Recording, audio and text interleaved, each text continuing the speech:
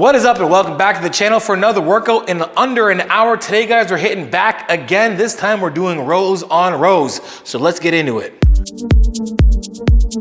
Welcome back to another voiceover. Let's get into this back day.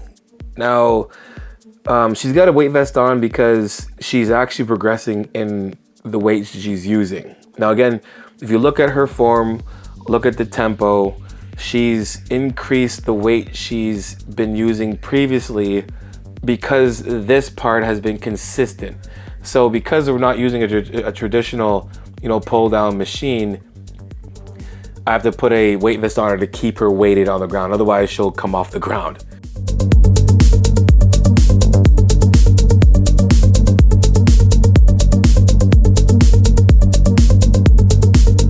Now you can see like my form here. Watch my lats. You can see that they stay under tension the entire time, right?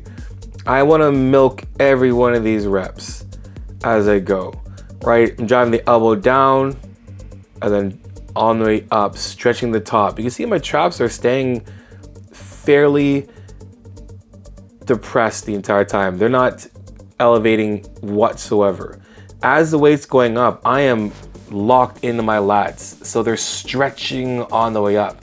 Now I'm doing a little bit of a lean back. That's just to get a little more contraction at the top and the bottom. So I'm just like elongating that contraction so I can feel a little bit of it in my lower back, or I would say more so in my mid back. Now doing T-bar row, again, if you do have something that can give you the ability to use D handles, I suggest so, just because it gives you a little more free motion with your elbows. So you have a better line of pull instead of having it so congested. It allows your elbows to come naturally to this.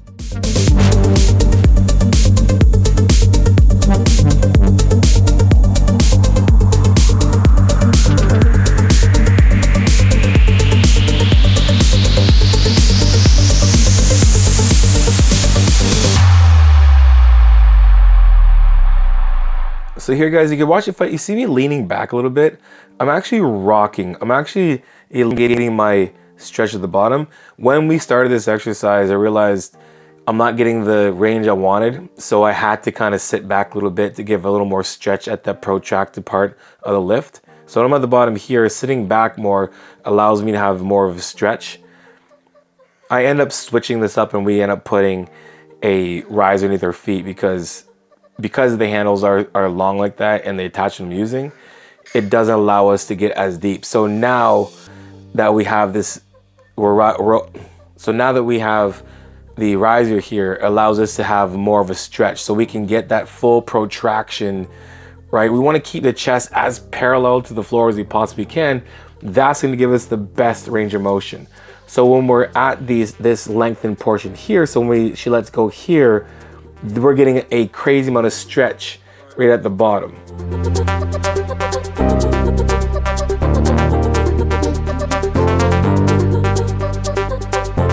And again, when we're lifting, guys, I've said this before, I want to see some level of form breakdown, right?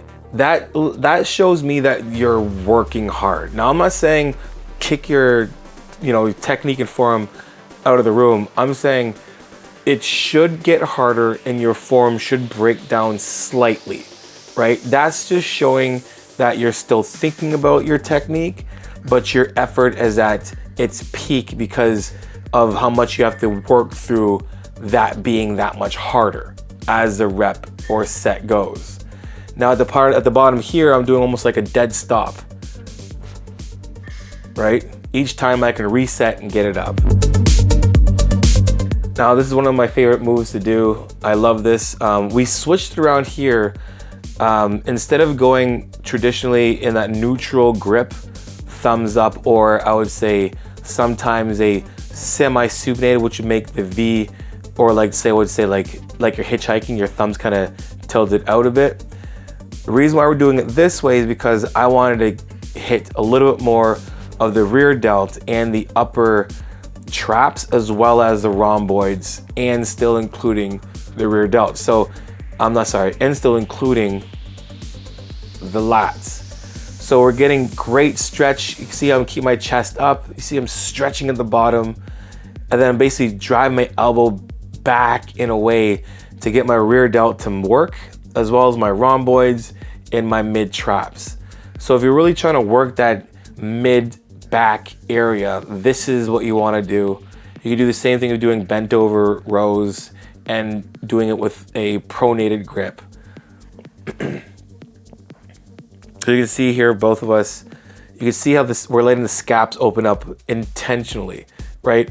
We're reaching away. We're not just letting it go back. We're letting the weight naturally pull us back, the cables, but then we're guiding it back by reaching so we can get that maximum protraction, which is gonna make the traps, the rhomboids, the rear delts work that much more. So if you're really trying to fill in that area of the back, this is what you wanna do.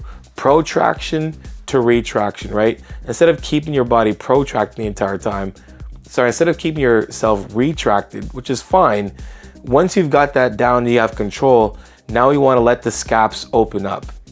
That's how we're gonna let the lats, the rhomboids, the rear delts really work, the traps fill in that area. When I first started working with Carolyn, you could see a massive difference of the gap she had between shoulder blade to shoulder blade. It was almost non-existent.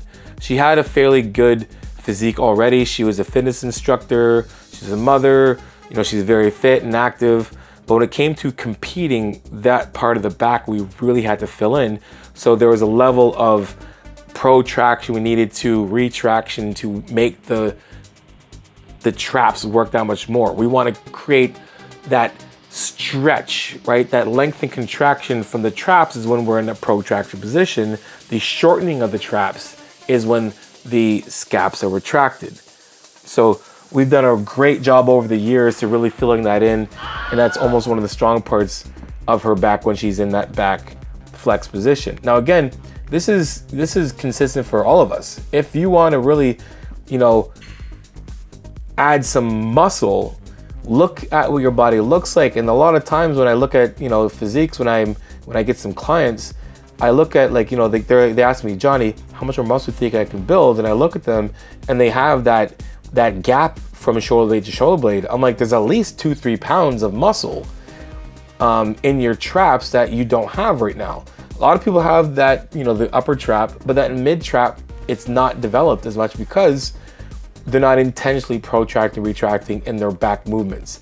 And when you're doing row movements, especially if you're lifting a little heavier or elongated sets, you're gonna get a lot of hypertrophy in that mid trap area. So take these tips, apply that to your training, and you'll see that start to grow and adding more muscle tissue there.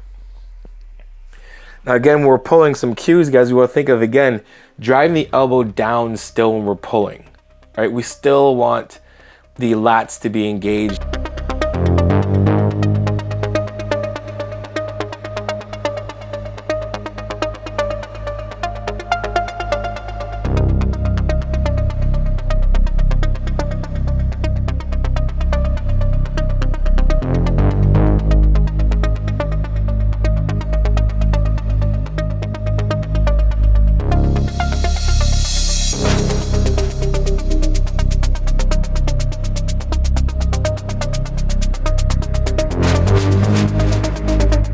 Now again, guys, keep pushing the ground. I almost like to think you're almost doing a straight arm pull down.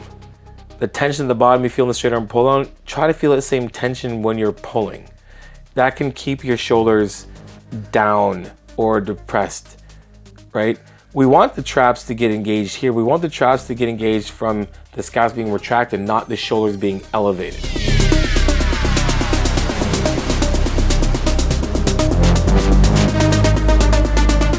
And last exercise here, guys, sternum pull downs. One of my favorite moves to do, one of my favorite movements for sure. Again, for her, right, I wanna make sure that we keep the chest up. We wanna be in this position, right? But as she's pulling, you can see how her chest stays up. Up meaning like if someone's gonna hook on your chest and pull your chest, That's what I mean, like posturing up. Posturing up while being parallel to the floor will allow the traps to stay disengaged and putting a lot more tension on the lats.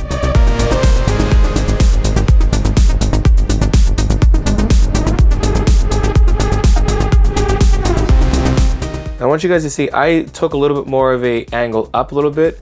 I'm just stretching a little more and then I adjust myself as I go. If you see where my lats are, there's that like line that goes right on my armpit, right into my back, right? That's what, when you see that, that's me continuing to keep my lats engaged. Even though I'm extended all the way to the top or lengthened, you don't see it move. That's what's pulling myself back. I'm riding that contraction the entire time. Hey, what's up guys? Hope you guys enjoyed the video. And if you did, make sure you guys like, subscribe, and share. You know I'm gonna come out with that tell like it is, transparent, vulnerable truth. And for coaching, JONNI.com. If you wanna know more about my coaching, guys, book yourself a new 1-hour video consult with me. We can talk about training, nutrition, supplementation, or even mental health. And at the end of the consult, I deduct $100 off any package that you pick. Anyway, guys, you guys know how it is. Until next time, iron sharpens iron, progressive overload your life. In the meantime, keep dream chasing. Peace.